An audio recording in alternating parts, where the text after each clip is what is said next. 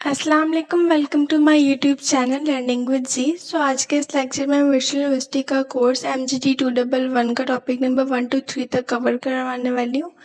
सो updated रहने के लिए चैनल को लाइक करें और सब्सक्राइब करें और साथ ही मैं इनके नोट्स भी प्रोवाइड करती रहूँगी। So let's begin. First of all जो टॉपिक नंबर 1 है उसका बेसिक टाइटल है इंट्रोडक्शन का। बेसिकली अब हमने इसमें बिजनेस का इंट्रोडक्शन देखना है। सो अब इसकी डेफिनेशन देख लें अगर बिजनेस की। सो बेसिकली बिजनेस का पर्पज़ ये होता है कि आप पैसे कमा सकें अपनी सर्विसेज और अपनी जो चीज़ें हैं उनको मतलब कि सेल आउट करके या मतलब इम्पोर्ट एक्सपोर्ट करके थ्रू। उसके अलावा इसमें जो है इसमें पर्सनल परचेज वगैरह जो है वो ऐड नहीं होती है। फर्दर ये कि इसको अगर देख लें तो जो बिज़नेस है वो लाइक कि वो इस बारे में कि जैसे कि आप लोग अपने जो आपका ट्रेड है, जो आपका बिज़नेस है, आपकी सर्विसेज है, उसकी एक रेपुटेशन क्रिएट करते हैं। उसके अलावा वो आप चाहते हो ताकि आपका प्रॉफिट हासिल हो सके, जिससे आप अपनी मनी अर्न कर सको एंड दैट्स ऑल। अब फर्दर ये कि इसकी कुछ करेक्टरिस्टिक्स हैं गुड बिज़नेस के बारे में। सो इन सेंस कि अगर इन कैरेक्टरिस्टिक्स को देख लें सो फर्दर ये कि मैं इसे स्क्रॉल नहीं करूँगी बिकॉज उसको डिस्कस करने में टाइम लग जाता है।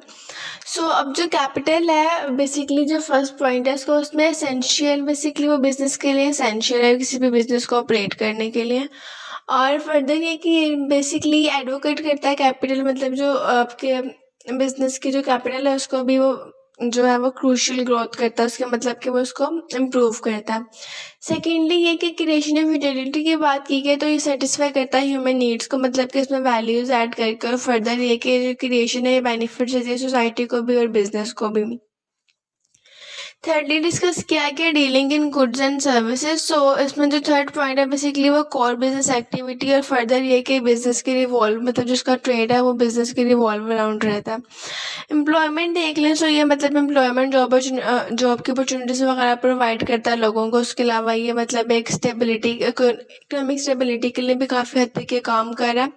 इस्लामिक प्रोसेस देख लें जो इसमें वो अलाइन करता है कल्चरल और रिलीजियस वैल्यूज़ के साथ। और इसमें जो बिज़नेस है वो मतलब कि आपके बिलीफ के साथ अटैच्ड होता है।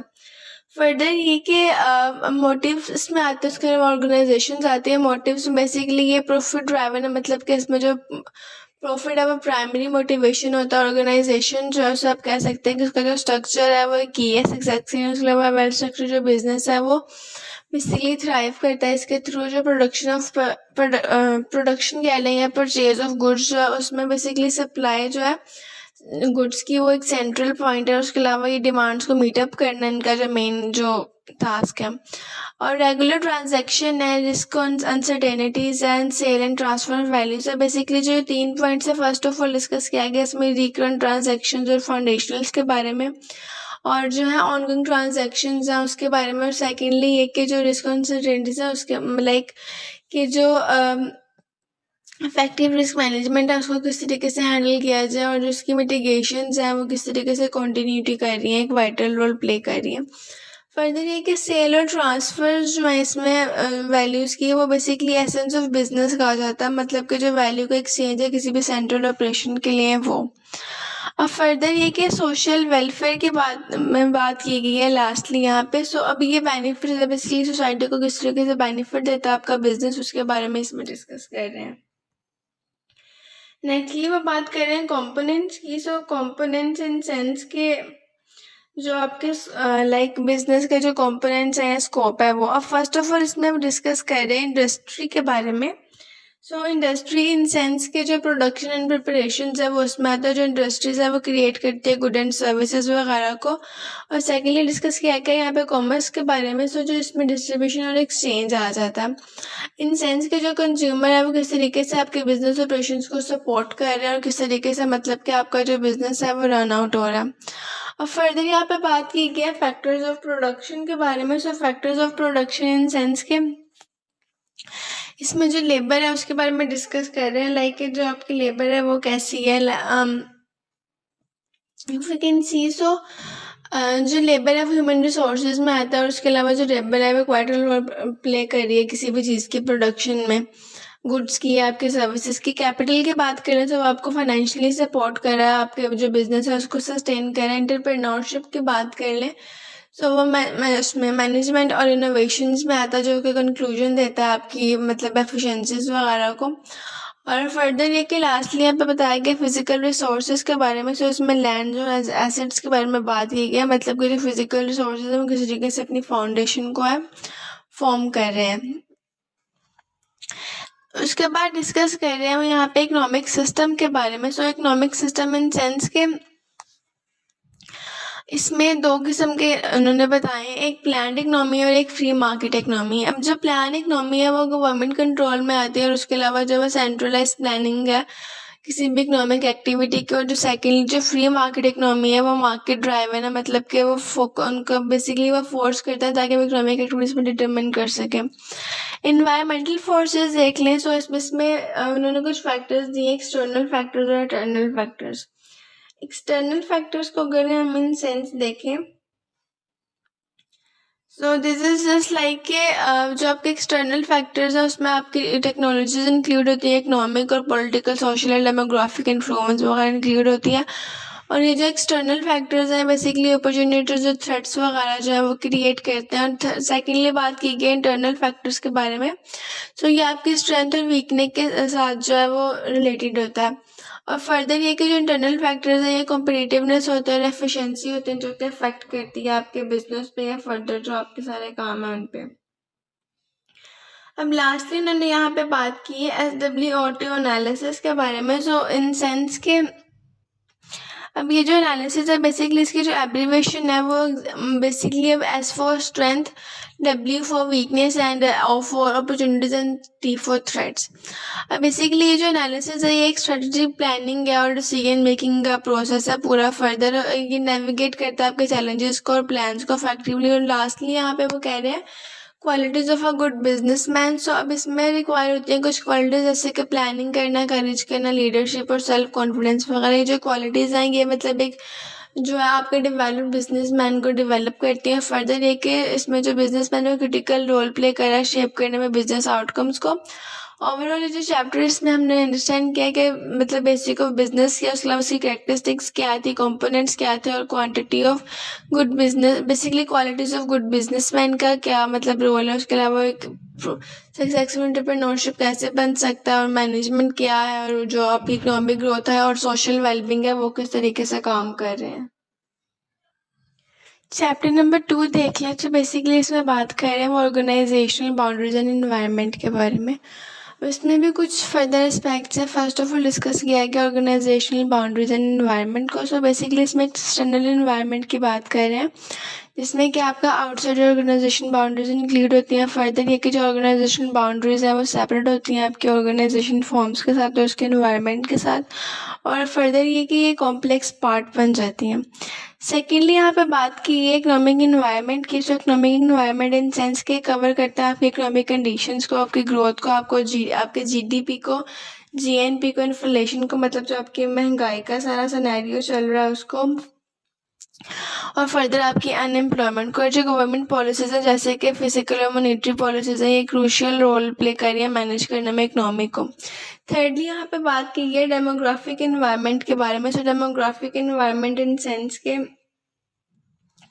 जो आपके बेसिकली फैक्टर्स हैं जो कि इंक्लूड होता है आपके पॉपुलेशन के साइज़ में, आपके ग्रोथ रेट में, एज या एजुकेशन या जॉब के लोकेशन वगैरह उसमें। और फर्दर ये कि जो फैक्टर्स हैं इन्फ्लुएंस करता है मार्केट साइज़ को, लेबर सप्लाई को और कस्टमर प्रेफरेंसेस को।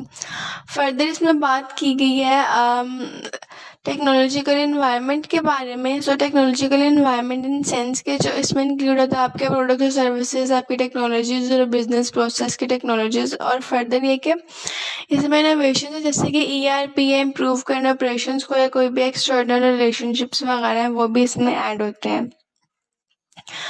और इसमें एक और पॉइंट था पॉलिटिकल एंड लीगल इन्वायरमेंट के बारे में, जो कि आप बेसिकली इनकम्पस कर रहा है आपकी गवर्नमेंट प्रेफरेंसेस को, लॉ और रेगुलेशन, टैक्सेशन वगैरह उनको।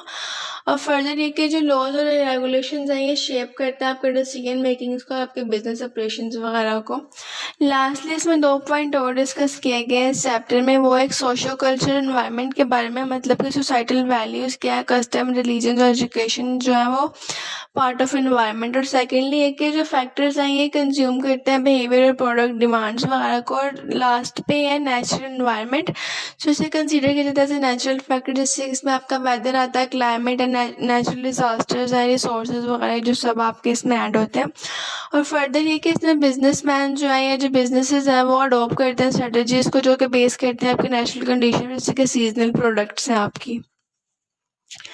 ओवरऑल ये कि ये जो कंप्लीट चैप्टर था ये इस बारे में था कि जो एनवायरमेंटल फैक्टर्स हैं वो किस तरीके से क्रिटिकल हैं जो बिजनेस में बेसिकली रोल प्ले कर रहे हैं, और फर्दर ये कि इन्फ्लुएंस कर रहे हैं आपकी स्ट्रेटजीज को, ऑपरेशंस को, और जो आपके सक्सेस है मार्केट में उसको अंडरस्टैंड कर रहे हैं आपके डिफरेंट किस्म के फैक्टर्स को जो कि बिजनेस को अडेप्ट करने में एसेंशियल रोल प्ले कर रही है।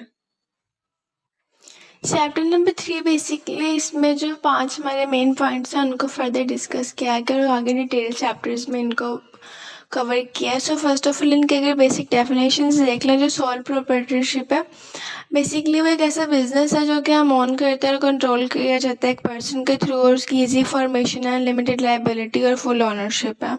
सेकेंडली यहाँ पे बात की गई है पार्टनरशिप के बारे में। सो इसमें 2 या 2 से ज़्यादा इंडिविजुअल्स इन्वॉल्व होते हैं जो कि एक प्रोफाइल और लॉस प्रॉफिट को और जो लॉसेस को वो शेयर करते हैं। और फर्दर ये कि एक लीगल आइडेंटिटी होती है इनके, और अनलिमिटेड लाइबिलिटीज़ होती है, म्यूचुअल कॉर्पोरेशन होती है। ज्वाइंट स्टॉक कंपनी को देख लें तो बेसिकली इसमें बेसिकली इनकॉर्पोरेटिव एसोसिएशन होती हैं जो कि फॉर्म करते हैं कमर्शियल पर्पसेस को फीचर करती हैं सेपरेट लीगल एंटिटीज़ को, और लिमिटेड लाइबिलिटीज़ को शेयर करती हैं ट्रांसफरेबिलिटीज़ को। अब नेक्स्टली ये कि कोऑपरेटिव सोसाइटीज़ जो हैं वो क्रिएट करती हैं म्यूचुअल बेनिफिट्स को प्राइमरली इकोनॉमिकली वीकर या मेंबर्स के लिए, जो ये फॉर्मेशन है इनकी वो, और फर्दर ये कि इनकी लिमिटेड लाइबिलिटीज़ और इक्वल राइट्स हैं। लास्टली बात की है कॉम्बिनेशंस की। जो बेसिकली जो कॉम्बिनेशन है वो टेम्परेरी परमानेंट एसोसिएशन होते हैं किसी भी दो या दो से ज़्यादा फर्म्स के, जो कि अचीव करती है इकोनॉमिक बेनिफिट्स को, फोकस करती है एफिशिएंसीज पर और डिविजन ऑफ लेबर पे। अब फर्दर ये कि आगे इसकी कुछ कैरेक्टरिस्टिक्स हैं वो भी फर्दर डिस्कस करते हैं। इम्पॉर्टेंस ऑफ बिजनेस ऑर्गेनाइजेशन देख लें जिसमें 13 पॉइंट्स है। फर्स्ट ऑफ ऑल है डिस्ट्रीब्यूशन। से बिजनेस ऑर्गेनाइजेशन बेसिकली मैनेज करती हैं, बाय करती हैं, सेल करना, ट्रांसपोर्टेशन, स्टोरेज और सॉल्विंग डिस्ट्रीब्यूशन चैलेंजेस वगैरह को वो बेसिकली मैनेज कर रही होती है। सेकेंडली बात की है फीडबैक की। सो बेसिकली यहाँ पे मार्केट फीडबैक यूज़ होता है इन्फॉर्म करने के लिए पब्लिक डिसीजंस का। और फाइनेंस मैनेजमेंट देख लें जिसमें बिजनेस ऑर्गेनाइजेशन को गाइड करते हैं फाइनेंशियल नीड्स को किसी भी बिजनेस प्रोग्रेस के लिए। फिक्सिंग ऑफ रिस्पॉन्सिबिलिटीज़ है जो कि असाइन करती है, रोल रिड्यूस करती है, एरर इन्हांस करती है, अकाउंटेबिलिटीज़ को, और मिनिमम कॉस्ट बेसिकली स्ट्राइव करती है कॉस्ट एफिशिएंसी को और बूस्ट करने के लिए प्रॉफिटेबिलिटीज़ को, और मिनिमम वेस्टेज जो है बेसिकली वो रिड्यूस करती है रिसोर्सेज वेस्टेज को, इंक्रीज़ करती है प्रॉफिट। प्रोडक्ट ग्रोथ देखने तो वो इन्हांस कर रही है लेबर की एफिशिएंसी को और एक्सपेंड कर रही है प्रोडक्ट लाइन्स को। क्विक डिसीजंस है जो कि स्ट्रीमलाइन करता है डिसीजन मेकिंग को और एग्लिटीज़ को। और 9th पर है recognitions for problems, basically facilitate करते हैं आपके लाइक प्रॉब्लम आइडेंटिफिकेशंस को और सॉल्यूशंस को, रिड्यूस कॉस्ट एफिशिएंटली रिसोर्स करती है आपके यूज़ करने के लोअर प्रोडक्शन कॉस्ट को। 11th पे है सिक्योरिटी एंड फंक्शंस के बारे में जो कि इंश्योर करते हैं इफेक्टिव एडमिनिस्ट्रेटिव और लीगल फंक्शंस। और 12th पे है स्किल्ड सेल्समैन जो कि बेसिकली एक्सेस करते हैं स्किल्स सेल्स स्टाफ को जो कि इम्प्रूव करते हैं कस्टमर सेटिस्फैक्शंस को। और लास्टली बात की गई है ट्रांसपोर्टेशन जो कि ऑप्टिमाइज कर रहा है आपकी ट्रांसपोर्टेशन किसी भी कॉस्ट रिडक्शन के लिए और वाइडर जो मार्केट एक्सेस है उसके लिए। फर्दर देख लें प्री रिक्वेस्टिक्स ऑफ बिजनेस को। सो बेसिकली इसमें भी 15 पॉइंट्स है। फर्स्ट ऑफ ऑल है सिलेक्शंस। बेसिकली इसमें आप चूज़ करते हैं राइट बिजनेस को केयरफुली और उसकी चेंजिंग लेटर्स और चैलेंजेस को भी आप जो है वो मैटर करते हैं, मतलब उसे कंसीडर करते हैं। सेकेंडली बात की गई फिजिबिलिटी रिपोर्ट के बारे में जो कि असेस करता है आपकी प्रॉफिटेबिलिटी को थ्रू द फिजिबिलिटी रिपोर्ट। और थर्डली बात कर रहे हैं नेचर ऑफ बिजनेस की। सो बेसिकली इसमें आप डिसाइड करते हैं कि जो आपके मैन्युफैक्चरिंग और ट्रेडिंग और सर्विसेज है वो किस तरीके की होनी चाहिए। फर्दर दिया कि डिमांड ऑफ प्रोडक्ट है, इसमें आप कंसीडर करते हैं डिमांड को, इलास्टिक डिमांड के मतलब कि प्रेफरेबल है या नहीं। और फिफ्थली है साइज ऑफ बिजनेस है। बेसिकली इसमें स्केल करते हैं आप इसको according to your marketing demand और रिसोर्सेज। और सिक्सथली बात की है कैपिटल अवेलेबिलिटी को, इसमें डिटरमाइन करते हैं आप रिक्वायर कैपिटल को कि किस तरीके से उसको सिक्योर किया जाए। बिजनेस लोकेशंस को देख लें जिसमें आप चूज़ करते हैं लोकेशन एक रॉ मटेरियल इसमें लेबर और ट्रांसपोर्ट वगैरह ऐड होते हैं। गवर्नमेंट पॉलिसीज जो है इसमें आप अवेयर करते हैं रेलेवेंट गवर्नमेंट पॉलिसीज और इंसेंटिव्स वगैरह के बारे में, मतलब कि जो गवर्नमेंट पॉलिसीज है वो किस तरीके से जो गो थ्रू कर रही हैं इन चीज़ों को। फर्दर ये कि रॉ मटेरियल्स है जो कि इंश्योर करते हैं इसी access to the raw materials. और फर्दर ये कि मशीन्स अवेलेबिलिटी है जिसमें आप चेक रखते हैं कि वायर मशीनरी किस तरीके से वो रेडीली अवेलेबल है। और लेबर सप्लाई की बात करें तो वो सिक्योर करता है स्किल्स, मतलब कि लेबर बिजनेस के लिए और जो ऑपरेशन है उसके लिए। ट्रांसपोर्टेशन की बात की जाए पॉइंट नंबर 12 पर, सो इन सेंस कि लाइक जो आपकी एसेसेस है एफिशिएंट की अफोर्डेबल ट्रांसपोर्टेशन उसकी बात की है, जो आपकी एक्सेस है। और 13th पॉइंट पे बात की गई है पावर रिसोर्सेज, जो कि इंश्योर करती है reliable supply of power resources को। और एम्प्लॉइंग को हायरिंग करने में इन सेंस के एम्प्लॉई की जो कंटेम्पमेंट है स्टाफ की वो प्रोवाइड करना, उनको ट्रेनिंग। और जो 15th पॉइंट है उसमें बेसिकली सेट करते हैं कॉम्पिटिटिव प्राइस को, इंश्योर करते हैं आप कॉस्ट कवरेज को और इनिशियल मार्केटिंग एंट्रीज वगैरह को। फंक्शंस ऑफ बिजनेस देख लें सो इन सेंस के इसमें जो प्रोडक्शन है वो क्रिएट करती है गुड एंड सर्विसेज के, मतलब कि जो आपकी ह्यूमन्स की नीड्स है उसको किस तरीके से मीट अप करना उसको देखती है। सेल्स जो है वो उसमें प्रोडक्ट और सर्विसेज को देखती है किस तरीके से रिजनेबल प्राइस में जो है वो कैश और क्रेडिट कर सकते हैं। फाइनेंस की बात कर लें तो उसमें प्लान करते हैं फंड्स किसी भी बिजनेस के लिए थ्रू कैपिटल और बोरो करके।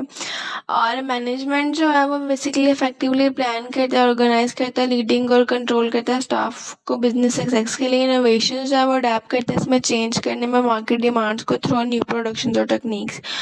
अकाउंटिंग जो है बेसिकली वो मेंटेन करती है आपके रिकॉर्ड्स को और परफॉर्मेंसेस को, और आप एलिवेशन करती है आपके फ्रॉड्स और प्रिवेंटेशंस के। मार्केटिंग फैसिलिटेट करती है आपके प्रोडक्ट मूवमेंट्स को, ताकि वो प्रोड्यूसर्स और कंज्यूमर को तरीके से जो है वो उनके तक पहुंच रही है।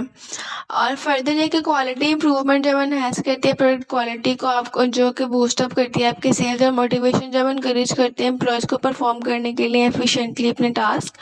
और रिसर्चेस जो बेसिकली वो कंडक्ट करते हैं लाइक इम्प्रूव करने के लिए और इनोवेशन प्रोडक्ट्स वगैरह के इम्प्रूवमेंट में। फर्दर ये कि पब्लिक रिलेशंस जो है वो बिल्ड करते हैं फ्रेंडली, मतलब वो जो रिलेशन है पब्लिक के साथ उसमें की जो सेल्स है उनको इंक्रीज करने में हेल्प आउट करते हैं।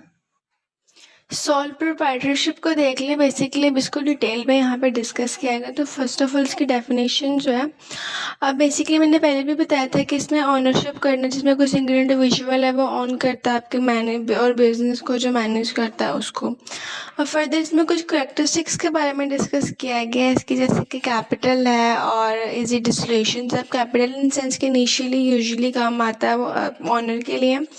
और फर्दर ये कि इसमें वो फंड्स वगैरह भी बोरो कर सकते हैं। इजी डिसोल्यूशंस को देख लें सो इसमें जो बिजनेस वो टर्मिनेट की जाता है विदाउट किसी कॉम्प्लेक्स लीगल रिक्वायरमेंट के, इजी ट्रांसफरेबल है। और फर्दर ये कि फ्रीडम ऑफ एक्शन है, मतलब किसी भी किस्म का एक्शन वो है वो परफॉर्म कर सकता है। फॉर्मेशन जो है उसमें वो कॉम्प्लेक्स बेसिकली नहीं है लीगल प्रोसेस है रजिस्ट्रेशन का। लीगल एंटिटी है, मतलब कि लीगली जो है वो सेपरेट किया और लीगली सेपरेट है ऑनर की तरफ से। फर्दर ये कि लीगल रिस्ट्रिक्शंस है जिसमें कि बिजनेस स्पेसिफाइड है। और फर्दर ये कि लिमिटेड लाइफ को अगर हम इसमें देख लें तो इसमें मतलब कि उसकी एक लिमिटेड लाइफ है, मतलब कि क्वांटिटी उसकी डिपेंड करती है ऑनर की लाइफ पे। और जो मैनेजमेंट है उसमें सोल मैनेजमेंट में कैसे वो अकेला है जो मैनेज कर रहा है, सबको ऑनरशिप भी है वो सिंगल इंडिविजुअल पर है। फर्दर ये कि इसके एडवांटेजेस और डिसएडवांटेजेस के बारे में कुछ हद तक डिस्कशंस की गई हैं। तो जो सोल प्रोप्राइटरशिप के एडवांटेजेस है उसमें से किस्म के जो है वो एडवांटेजेस ऐड हो, जैसे कि फर्स्ट ऑफ ऑल यहाँ पे वो प्रोवाइड करता है control over the business operation. तो सेकेंडली कि वो इनेबल करता है पावर को, ताकि वो क्विकली डिसीजन बना सके और अडेप्ट कर सके चेंजिंग सर्कमस्टांसेस को। और जितने भी प्रॉफिट्स हैं वो जनरेट किए जाते हैं बिजनेस के थ्रू, जो कि उसके ऑनर के ही पास आएंगे। फर्दर ये कि सिग्निफिकेंट फाइनेंशियल इंसेंटिव, उसके अलावा सेटअप करता है एक सोल प्रोप्राइटरशिप जो कि रिलेटिवली इजी होते हैं इन्वॉल्व करने में मिनिमल लीगल फॉर्मेलिटीज़ को, जो कि एक अट्रैक्टिव ऑप्शन बना रहे हैं किसी भी एंटरप्रेन्योर के लिए। और फर्दर ये कि ये जो ऑनर है ये एक्सपीरियंस करता है पर्सनल सेटिस्फैक्शन की अपने मैनेजिंग डिपार्टमेंट, मतलब जो खुद मैनेज करते हैं बिकॉज वो इंडिपेंडेंटली सब कुछ मैनेज कर रहा होता है। फर्दर ये कि वो कंप्लीट करता है एक फ्रीडम, लाइक एक एक्सटर्नल इंटरफेरेंस का जो फ्रीडम है वो उसके पास होता है, मतलब किसी को भी हक नहीं होता कि वो उसके मतलब काम में इंटरफेयर करे। क्विक डिसीजन मेकिंग्स होती है, लो रेट टैक्सेस होता है, जो पोटेंशियल है किसी भी चीज़ को मैनेजमेंट को सेव करने के लिए वो भी ज़्यादा होता है। और लीगल एक्सपेंसेस जो भी नोटेबल होता है एडवांटेजेस को as a business structure. Disadvantages अगर हम इसके देख लें फर्दर सो बेसिकली अब इसका ये डाउन साइड है। सो अब सोल्व जो इसमें डिफरेंट किस्म के चैलेंजेस है जो फेस करने पड़ते हैं। जैसे कि जो बिजनेस कॉन्टीन्यूटी है उसमें एक वर्नरेबल आता है, लाइक कि वो हेल्थ और उसकी लाइफ के अकॉर्डिंग, लाइक अगर ऑनर कोई मर जाता है तो उसका बिजनेस वहीं पे स्टॉप हो जाएगा, मतलब वो लिमिटेड हो जाएगा। फर्दर ये कि इसमें जो है डेथ और इनकैपेसिटी के जो ऑप्शंस हैं वो ज़्यादा होते हैं, उसका जो रिस्क है वो ज़्यादा और ये डिस्ट्रप्टिव होता है। और इसके अलावा जो लेक ऑफ प्रॉपर रिकॉर्ड और ओवरसाइट्स का भी मसला है, हाइटन रिस्क है एरर्स का और फ्रॉड्स का एम्प्लॉयज़ की तरफ से। और फर्दर ये कि इसमें लिमिटेड एक्सेस होती है कैपिटल के लिए और हैम्पर्स बिजनेस एक्सपेंशन और इनोवेशंस में भी। ऑनर्स जो है रिलेकेट कर सकते हैं investment, new methods of production. और जो सिग्निफिकेंट ड्रॉबैक है इसका वो है अनलिमिटेड लायबिलिटीज, मतलब कि उसमें जो इवेंट्स है किसी भी बिजनेस इंसॉल्वेंसी के ऑनरशिप के बेसिकली वो सजेस्ट करते हैं कि उन्हें मतलब कवर किया जो लाइक डेबिट्स और एक्सपोजिंग देम फाइनेंशियल रिस्क के थ्रू। और लास्टली कि जो सोल प्रोप्राइटरशिप का एक सबसे जो मेन डिसएडवांटेज है वो ये कि उन्हें फेस करने पड़ता है मैनेजमेंट चैलेंजेस कि सिंगल पर्सन है वो इफेक्टिवली हर चीज़ को हैंडल नहीं कर सकता, बिजनेस के हर एस्पेक्ट को। तो इसमें उसको इनएफिशिएंसीज फेस करनी पड़ती है। और फाइनली जो ऑनर है बेसिकली उसको एक्सपीरियंस करना पड़ता है एक सिग्निफिकेंट स्ट्रेस और एक वर्क रिलेटेड हेल्थ चैलेंजेस, जिसकी वजह से उसका जो रिस्पॉन्सिबिलिटीज है उसमें काफ़ी ज़्यादा डिस्ट्रैक्शन हो सकती है, लेक ऑफ ड्यूरेबिलिटी आ सकती है। और बेसिकली सब कुछ जो है ये इसके मतलब ऑनर की जो कंटिन्यू रिले करना बिजनेस पर उसको काफ़ी ज़्यादा अफेक्ट कर सकता है, बिजनेस के स्ट्रक्चर को भी अफेक्ट कर सकता है। नेक्स्टली यहाँ पे डिस्कस किया गया पार्टनरशिप के बारे में। तो उसकी तो मैं पहले आपको डेफिनेशन बता चुकी हूँ, मतलब कि जिसमें एक से ज़्यादा लोग जो है वो इन्वॉल्व होते हैं किसी भी बिजनेस को रन आउट करने में। अब सेकेंडली यहाँ पे बात की गई है इसकी कुछ करेक्टरिस्टिक्स के बारे में। सो राउंड अबाउट इसके 13 to 14 करेक्टरिस्टिक्स हैं। फर्स्ट ऑफ ऑल है एग्रीमेंट। अब बेसिकली जो है एग्रीमेंट प्रेफरेबली रिटन होता है बिटवीन टू पर्सनस और टू पार्टनर्स। ऑडिट की बात कीजिए तो ये अनरजिस्टर्ड पार्टनरशिप है जो कि लीगली रिक्वायर्ड नहीं होती किसी भी ऑडिट के लिए। थर्डली बात की गई एजेंट्स की। जो पार्टनरशिप में बेसिकली जो ईच पार्टनर होता है उसके लिए एक एजेंट होता है जो कि उसके बिहाफ पे काम करता है या उसके जो असिस्टेंट के तौर पे वो काम कर रहा होता है। फोर्थ पर है यहाँ पे बिजनेस ऑब्जेक्टिव के बारे में। बेसिकली जो बिजनेस ऑब्जेक्टिव इन सेंस की जो पार्टनरशिप है बेसिकली वो फॉर्म किस तरीके से होती है, प्रॉफिट ओरिएंटेड होती है और बिजनेस एक्टिविटीज़ में। और कॉर्पोरेशन की बात कर लें तो म्यूचुअल कॉर्पोरेशन और ट्रस्ट जो है वो पार्टनर्स के अमंग होना चाहिए, क्रूशियल किस्म की सक्सेस के लिए। फर्दर ये कि सोल्यूशन जो पार्टनर्स हैं वो डिसॉल्व करते हैं एज अ पार्टनर, लीव और डाई और फेस करते हैं वो बैंक्रप्सी वगैरह को। लीगल एंटिटी की बात कर लें तो इसमें अनरजिस्टर्ड पार्टनरशिप है जो कि सेपरेट नहीं करती है बेसिकली लीगल एंटिटी को अपने मेंबर्स के साथ। मैनेजमेंट है। सो मैनेजमेंट में जो पार्टनर्स हैं वो कलेक्टिवली पार्टिसिपेट करते हैं बिजनेस मैनेजमेंट में। स्पेसिफिक रोल डिज़ाइन किए जाते हैं जो कि उनके मतलब के जिस तरह की उनकी नीड होती है उसके अकॉर्डिंग वो उन्हें असाइन कर दिए जाते हैं। नंबर ऑफ़ पार्टनर्स बेसिकली जो होता है वो टू पार्टनर्स एटलीस्ट इन्वॉल्व होते हैं, बट इसमें लिमिट नहीं होती है, इसमें मतलब कि ज़्यादा पार्टनर्स भी हो सकते हैं। ऑब्जेक्ट की बात कर लें further. So object in sense के जो आपका पार्टनरशिप है वो इस्टेब्लिश किससे की जाती है, मतलब कि प्रॉफिट जनरेटिंग एक्टिविटीज़ किस तरीके से उसमें परफॉर्म की जाए। फर्दर ये कि पार्टनरशिप एक्ट जो है वो बेसिकली आया था 1932 में पाकिस्तान में। और फर्दर ये कि ये बेसिकली ऑपरेट किया गया था पार्टनरशिप एक्ट 1932 का ही है ये। टैक्सेशन की बात कर लें सो ईच पार्टनर जो है उसको इंडिविजुअली रिस्पॉन्सिबल होना पड़ता है अपने शेयर ऑफ टैक्सेस के लिए उन पार्टनरशिप प्रॉफिट्स पे। और उसके बाद है profit and profit and loss distributions. So in case कि इसमें जो है वो कि किस तरीके से जो प्रॉफिट है और लॉसेस है वो किसी से डिस्ट्रीब्यूट कर देते हैं अमंग पार्टनर, मतलब पार्टनर के दरमियान से। रजिस्ट्रेशन की बात करें सो रजिस्टरिंग का पार्टनर लेके उसमें रेकमेंड कर जाए कि जिसमें लीगल इश्यूज और डिस्प्यूट्स वगैरह को अवॉइड किया जाए। मैनेजमेंट फ्लेक्सिबिलिटी जो है उसमें पार्टनर्स को कलेक्टिवली मैनेज किया जाता है अपने बिजनेस उनके जो अपॉइंट स्पेसिफिक पार्टनर्स हैं उनके मैनेजमेंट के रोल के अकॉर्डिंग।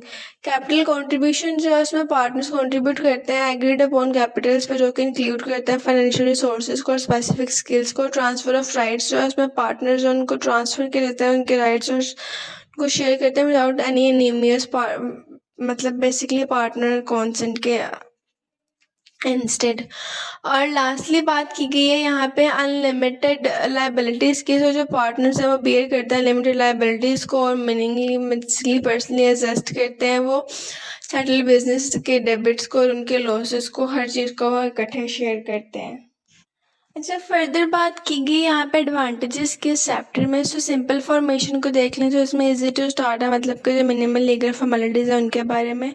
इजी टू इंस्टॉलेशन है, मतलब कि डिजॉल्व हो जाता है without any complex legal procedure. Capital pooling है, मतलब बेसिकली इसमें जो पार्टनर्स है वो कंबाइन करते हैं रिसोर्सेज को किसी भी बेटर फाइनेंशियल स्ट्रेंथ के लिए। स्किल्ड वर्क फोर्सेज है जो बेसिकली इसमें अट्रैक्ट करते हैं स्किल्ड वर्कर्स को और इंक्रीज करते हैं कैपिटल को। रिस्पॉन्सिबिलिटीज़ में मतलब कि जो पार्टनर्स है वो फील करते हैं accountable due to their limited liabilities. Satisfaction जो इसमें बेसिकली पार्टनर जो एक्टिवली इंगेज होता है मैनेजमेंट में और एनहांस करने में सेटिस्फैक्शंस को। सीक्रेसी देख लें तो जो रिक्वायरमेंट है किसी भी चीज़ को पब्लिश करने की अकाउंट्स में वो एनहांस करती है आपकी कॉन्फिडेंस को। सोशल बेनिफिट्स है जिसमें पार्टनरशिप जो बेसिकली वो एड्रेस करते हैं सोशल इश्यूज़ को और अनएम्प्लॉय जैसे कि अनएम्प्लॉयमेंट्स है, बिजनेस एक्सपेंशन है, इसमें ऐड करते हैं पार्टनर को जो कि अलाउ करते हैं बिजनेस ग्रोथ के लिए। फ्लेक्सिबिलिटीज़ में इजी पॉलिसी चेंजेस होते हैं जो कि म्यूचुअल एग्रीमेंट के थ्रू बनते हैं। टैक्स सिंप्लीफिकेशन में जो पार्टनर्स हैं वो पे करते हैं टैक्सेस इंडिविजुअली, रिड्यूस करते हैं कॉम्प्लेक्सिटीज़ को। और पब्लिक ट्रस्ट जो बेसिकली इसमें ग्रेटर पब्लिक कॉन्फिडेंस होता है स्पेशली रजिस्टर्ड पार्टनरशिप में ज़्यादातर ये होता है सीन। उसके बाद है क्रेडिट स्टैंडिंग के बारे में जो इजीली एक्सेस है लोन्स की, लाइक अनलिमिटेड लाइबिलिटीज़ के थ्रू जो इजीली एक्सेस मिल जाती है आपको लोन्स के लिए। और माइनॉरिटी प्रोटेक्शन बेसिकली इसमें डिसीजन रिक्वायर होता है, मतलब कि जो कंसेंसस होता है सेफ गार्डिंग माइनॉरिटी पार्टनर्स के उसका भी काफ़ी ज़्यादा इसमें एक्सपेक्ट देखे जाते हैं। मॉरल वैल्यूज़ है वो बेसिकली इंकरेज करते हैं कि मॉरल रिस्पॉन्सिबिलिटीज़ को, एथिकल बिहेवियर्स को और एफिशिएंट वर्क डिस्ट्रीब्यूशंस की बात करें तो वो डिज़ाइन करते हैं टास्क जो कि बेस करते हैं आपके पार्टनर की स्किल्स पर। और कंबाइनेबिलिटीज़ जो है उसमें डाइवर्स स्किल्स जो जिनके बेनिफिट्स होती हैं आपके बिजनेस और ऑपरेशंस को। जो रिड्यूस फ्रॉड रिस्क है बेसिकली वो मल्टीपल पार्टनर्स हैं जो कि चेक करते हैं बैलेंस को, रिड्यूस करते हैं आपके फ्रॉड पोटेंशियल्स वगैरह